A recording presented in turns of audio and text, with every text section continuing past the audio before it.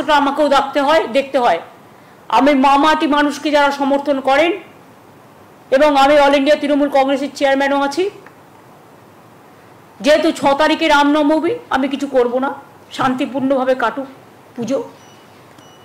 আমরা 4 আর 5 শুক্রবার এবং শনিবার বেলা 4টের সময়, বেলা 4টে থেকে 5টা 1 ঘন্টা প্রতি ব্লকে ব্লকে, প্রতি ওয়ার্ডে ওয়ার্ডে ওষুধের দাম বাড়াচ্ছ কেন, মানুষের স্বাস্থ্য আজকে বিঘ্নিত কেন, মানুষের স্বাস্থ্য কেড়ে নিচ্ছ কেন, আর কত দাম দিতে হবে মানুষকে সুস্থ থাকার জন্য, এই দাবিতে আমাদের এলাকায় এলাকায় মিছিল মিটিং হবে। এবং সাধারণ মানুষকেও আমি বলবো, তারা নিজেদের মতো করে, কারো এনজিও থাকতে পারে, কারো স্কুল থাকতে পারে, কারো ক্লাব থাকতে পারে, তারাও এটাকে প্রতিবাদ করুন। যদি না করেন, আগামী দিন মনে রাখবেন, রোগী অসুস্থ হলেও সেন্ট্রাল গভর্নমেন্টের এই একতরফা স্বৈরাচারী সিদ্ধান্তে স্বাস্থ্য কিন্তু বিপাকে পড়ে যাবে। চাপের নাম যে বাপ, সেটা কি হারে হারে এবার টের পেতে শুরু করে দিয়েছেন দিদিমণি? না হলে এরকম অদ্ভুতরে কাণ্ড তিনি কখনো করতে পারেন? ভালো করে দেখুন তো ব্যাকগ্রাউন্ডটা, যে ভিডিওটা আপনাদের দেখালাম, সেই ভিডিওর ব্যাকগ্রাউন্ডটা যদি ভালো করে দেখেন তাহলে পরিষ্কারভাবে বুঝতে পারবেন যে তিনি কথা বলছেন নবান্ন থেকে। এবং ভিডিওটাও যেখান থেকে নিয়েছি, মমতা বন্দ্যোপাধ্যায় অফিসিয়াল, সেখানে দেখা যাচ্ছে নবান্নের সাংবাদিক বৈঠক। তো নবান্নটা কি প্রশাসনিক ভবন? তো সেইখান থেকে তিনি একজন রাজনৈতিক কর্মীর মতো ভাষণ দিচ্ছেন, সেখান থেকে ডিক্টেট করছেন এবং নিজের এই যে প্রশাসনিক ক্ষমতা কাজে লাগিয়ে মানুষকে প্রভাবিত করার চেষ্টা করছেন, কেন্দ্রীয় সরকারের বিরুদ্ধে বাওয়াল লাগানোর চেষ্টা করছেন। এই প্রশ্নটা তো এবার উঠতে শুরু করে দিয়েছে। আসলে চাপ জোড়া বললেও ভুল হবে, 3 রকমের চাপ চলছে, আর তাতে বোধহয় মাথাটা ঠিক রাখতে পারছেন না। এক তো আজকে ওয়াক অফ অ্যামেন্ডমেন্ট বিল চলছে লোকসভাতে, আলোচনা মোটামুটি হবে কিছুক্ষণের মধ্যেই, এবং সেখানে খুব সম্ভবত walk of amendment bill pass হতে চলেছে। যে সংখ্যা আছে তাতে পাস না হওয়াটাই আশ্চর্যের হয়ে যাবে। এবং যেভাবে আলোচনা এগিয়েছে, যেভাবে কেন্দ্রীয় সরকার সবাইকে বলার সুযোগ দিয়েছে, সেই জায়গা থেকে এটা আটকাতে পারবে না। ফলে অ্যামেন্ডমেন্ট বিলটা যদি এসে যায়, গরিব মুসলিমদের প্রকৃতপক্ষে উন্নয়নটা শুরু হয়ে যাবে। সেই জায়গা থেকে এই রাজ্যের মুসলিমদের আর ভুল বোঝানোটা মুশকিল হবে। 1 বছর সময় আছে 26-এর নির্বাচনের মধ্যে, এবং সেখানে যদি মুসলিমরা প্রকৃতপক্ষেই দেখে এই ওয়াক অফ অ্যামেন্ডমেন্ট বিলের ফলে তাদের অর্থনৈতিক অবস্থা, তাদের সামাজিক অবস্থা রীতিমতো পরিবর্তিত হচ্ছে, তাদের আরও ভালো জীবনযাপন হচ্ছে, তখন বিজেপি মানেই মুসলিম বিরোধী, বিজেপি শুধু হিন্দুদের পার্টি, ওদের ভোট দিও না, বিজেপি এলে তোমাদের তাড়িয়ে বাংলাদেশ পাকিস্তানে পাঠিয়ে দেবে, এই প্রচার করে কিন্তু আর আটকাতে পারবেন না। উল্টে ঝুড়ি ভোট মুসলিম তরফ থেকে কিন্তু বিজেপির দিকে আসার সম্ভাবনা আছে। এই একটা তো চাপ রয়েছেই, কিন্তু তার পাশাপাশি আর একটা চাপ মারাত্মকভাবে আজকে বিকেলের দিকে চলে এসছে। কি চাপ না, 26,000 চাকরির ভবিষ্যৎ কি, যোগ্য অযোগ্যদের বাছাইয়ের জট কাটবে কিভাবে, বৃহস্পতিবার রায় ঘোষণা জানালো সুপ্রিম কোর্ট। আপনাদের নিশ্চয়ই মনে আছে যে এই মমতা প্রশাসনের অনুপ্রেরণায় সীমাহীন দুর্নীতি হয়েছিল, এবং এই 26,000 যে চাকরি আছে সেখানে লুটে পুটে খেয়েছিল তোলামূল নেতারা, 2 হাতে টাকা তুলেছিল, ফলে যোগ্য অযোগ্য সব কিছু ঘেঁটে ঘুঁটে করে দিয়েছিল, এবং চাকরি পাওয়ার ব্যবস্থা করে দেওয়া হয়েছিল। সরকারি চাকরি দেওয়ার নাম করে সেটা তোলাবাজির আখড়া হয়ে গিয়েছিল, এবং সেই জন্য কলকাতা হাইকোর্ট রায় দিয়েছিল যে এই যোগ্য বাছাই করা যাচ্ছে না, এবং সেটা সরকারের এবং প্রশাসনের গাফিলতির জন্য, তাই এই 26,000-এরই চাকরি যাবে।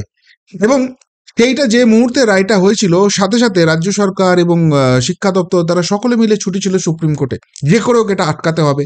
কেননা যারা ঘুষ দিয়ে চাকরি পেয়েছে তাদের চাকরি গেলে ওই তোলামূল নেতাগুলোর পিঠের চামড়া থাকবে কিনা সন্দেহ আছে।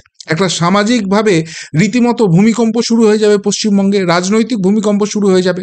কিন্তু তার থেকেও মারাত্মক যেটা হবে সেটা হচ্ছে, যারা যোগ্য তারা এই সরকারের গাফিলতির জন্য যদি চাকরি হারায়, তারা যেভাবে এবার প্রতিবাদে নামবে, যেভাবে নবান্নমুখী হবে, যেভাবে কালীঘাটমুখী হবে, সেই ঝড় সামাল দেওয়ার ক্ষমতা আর নেই। আর সেটা যদি শুরু হয়ে যায় তাহলে 26-এর অনেক আগেই যে ডামাডোলটা শুরু হয়ে যাবে, সেইটা সামাল দিতে রীতিমতো রাতের ঘুম উড়ে যাবে। ফলে একটা তো চাপ আসছেই সেখান থেকে। এর পাশাপাশি শুভেন্দু অধিকারীরা বলে রেখেছেন যে রামনবমী আসছে, এখানে যেভাবে মহাকুম্ভকে মৃত্যুকুম্ভ বলা হয়েছে, যেভাবে হিন্দু ধর্মকে নোংরা ধর্ম বলা হয়েছে, তার প্রতিবাদ হিন্দুরা দেখাবে। যার শরীরে হিন্দু রক্ত আছে, এই রামনবমীতে তারা প্রতিবাদের ভাষা হিসেবে বেছে নেবে এবং হিন্দু হিন্দু ভাই ভাই এই জায়গাটা প্রমাণ করার সময় এসে গেছে। মানুষ রাস্তায় নামবে, অন্তত 1 কোটি মানুষ রাস্তায় নামতে চলেছে। এতদিন ধরে তৃণমূল কংগ্রেসের তরফ থেকে বেশ দাপটের সঙ্গে প্রচার করা হতো যে বাংলা ওইসব রামকে মানে না, রাম নাকি বহিরাগত। ঠিকই, শ্রীরামচন্দ্র তো বহিরাগত হবেই, সেই শ্রীরামচন্দ্রের হাত ধরেই তো মা দুর্গার পুজো শুরু হয়েছিল, সুতরাং শ্রীরামচন্দ্র বহিরাগত হবে না? শ্রীরামচন্দ্র বহিরাগত হন আর পার্ক স্ট্রিটে যীশুখ্রিস্ট বোধহয় জন্মগ্রহণ করেন, এই সমস্ত কিছু আমরা তো দেখতে অভ্যস্ত হয়ে আছি। তো যাই হোক, সেই জায়গা থেকে 1 কোটি হিন্দু এবার রাস্তায় নামবে রামনবমী উপলক্ষে। এবং সেটা যদি হয়, যেসব হিন্দুদের মধ্যে এখনো কিছুটা ডাউট আছে, এখনো যারা প্রতিবাদটা সেইভাবে রাস্তায় নেমে করতে পারছেন না, আগামী দিনে তারাও কিন্তু সাহসটা সঞ্চয় করবেন। ফলে এই যে 1টা বছর আছে ভোটের আগে, সেখানে সরকার প্রশাসন চালানো সেটা কিন্তু রীতিমতো কঠিন হয়ে যাবে। কেননা এই রাজ্যে সরকারি চাকরি নেই, এই রাজ্যে শিল্প নেই, শুধু নেই নেই নেই নেই নেই আছে। যদি জানতে চান, দুর্নীতি আছে, চুরি আছে, তোলাবাজি আছে, সিন্ডিকেট রাজ আছে। মানুষ এটার অবসান চাইছে। ফলে সব দিক থেকে এই রামনবমী কিন্তু খুব গুরুত্বপূর্ণ হতে চলেছে। আর সেই জন্যই এই প্রেশারগুলো কি রাখতে পারছেন না মাননীয়া? আজকে নবান্নে মুখ্যমন্ত্রী হিসেবে সাংবাদিক বৈঠক করতে বসে তৃণমূল নেত্রীর মতো কথা বলছেন। আমি তৃণমূল কংগ্রেসের চেয়ারপারসন, তো কি হয়েছে? আপনি তো এখানে বক্তৃতা দিতে এসছেন মুখ্যমন্ত্রী হিসেবে। তৃণমূল নেত্রী হিসেবে বলতে গেলে নবান্নের বাইরে গিয়ে বক্তৃতা দিন। এটা তো তৃণমূল কংগ্রেসের হেড অফিস নয় নাকি? পার্টি, পলিটিক্স, প্রশাসন সব যে ম্যাসাকার করে দিয়েছেন, এক করে দিয়েছেন, সেটা প্রমাণ করার জন্য এই সাংবাদিক বৈঠকটা করছিলেন। আর সেখান থেকে বলছেন যে রামনবমী রয়েছে রবিবার, আমি চাই না কোনো ডিস্টার্ব হোক। কেন? যেরকম রেড রোডে গিয়েছিলেন অন্য ধর্মের সমাবেশে, রামনবমীর মিছিলে আপনি হাঁটবেন না? বলতে পারলেন না যে রামনবমীর মিছিলে তো আমিও হাঁটবো? আমি তো ওই বলি ধর্ম যার যার, উৎসব সবার, সুতরাং আমি ওই শিবলিঙ্গের দিকে মাথা করে শিবের মন্দির আছে, আমি রামনবমীর মিছিলে হাঁটবো। সেটা যদি বলেন তাহলে দুধেল গাইদের ভোট চটকে যাবে। সেই জন্য রামনবমী নিয়ে কোনো কথা নেই। শুধু বললেন রামনবমীকে আমি কোনো ঝামেলায় ফেলতে চাই না, সুন্দর করে হোক।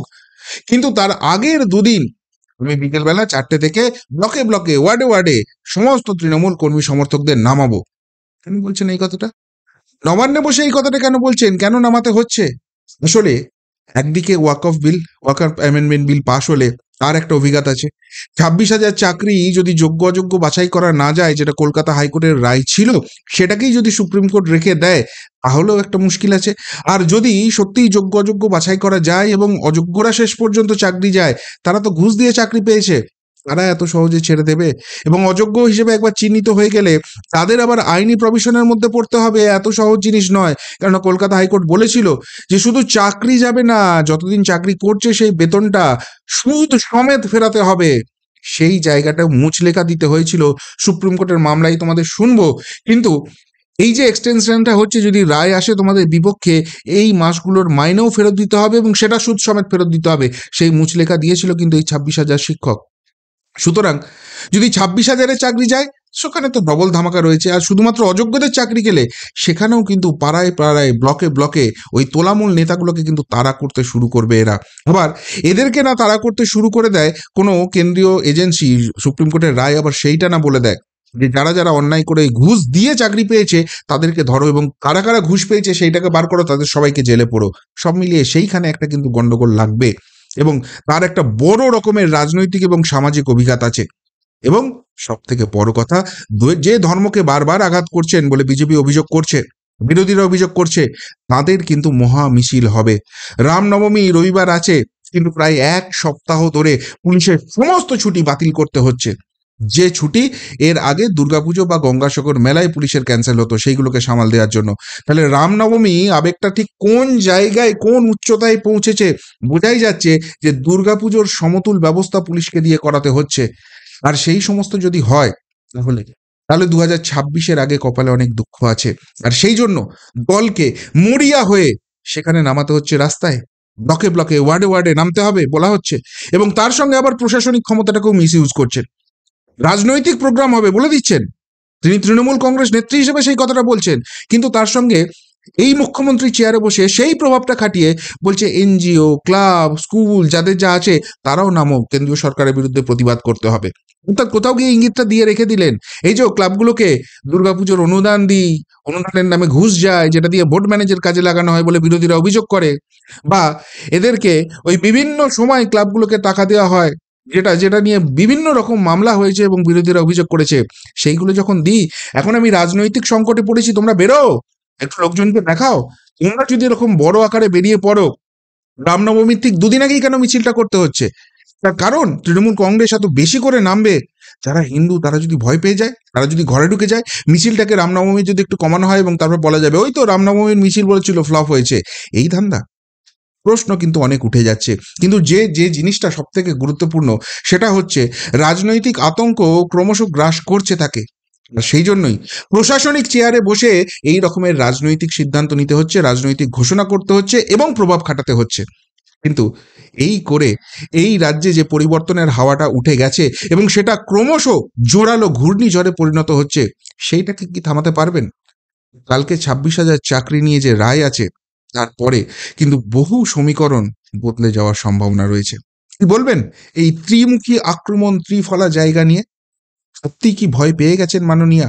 আর সেই আতঙ্ক থেকেই কি আজকে নবান্নে বসে এই ধরনের রাজনৈতিক কথাবার্তা বলে যাচ্ছেন, এই ধরনের চাপ সৃষ্টি করার চেষ্টা করছেন, যাতে রামনবমীর মিছিল ভালো করে না বেরোয়, ভয়ে লোকে ঘরে থাকে?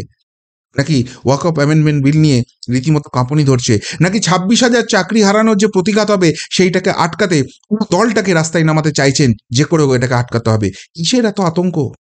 সত্যিই তাহলে ভয়টা পাচ্ছেন নাকি? উত্তরটা অবশ্যই কমেন্ট বক্সে কমেন্ট করে জানাবেন। আমরা মতো এখানেই শেষ করলাম, ফেরত আসছি নতুন প্রতিবেদন নিয়ে খুব তাড়াতাড়ি। ভালো থাকবেন, সাথে থাকবেন, পাশে থাকবেন। নমস্কার।